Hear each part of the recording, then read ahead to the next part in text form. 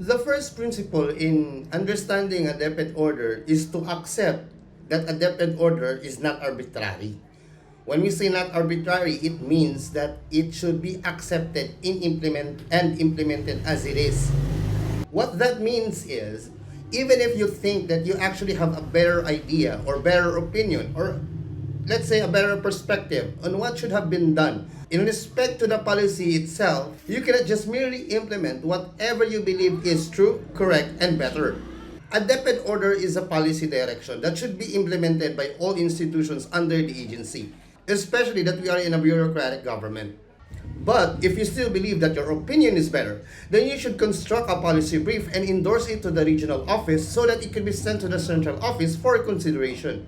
Now what happens then? You can't still implement your opinion even if you have already created or constructed a policy brief because you don't have an approval yet from the central office who created and crafted the DepEd order that you are trying to criticize. Again, DepEd orders are not arbitrary. No matter how good your opinion is, a DepEd order should still be implemented since we are all under the central office and we are all implementing institutions. Again, every DepEd order is not arbitrary. As implementing institutions, we are expected to implement all these DepEd orders and follow it strictly and abide to it religiously. But if you still believe that you have a better opinion and you have a better option rather than following the DepEd order, and I believe that you should and you must become the DepEd secretary first before you try to implement it and force feed it to the field.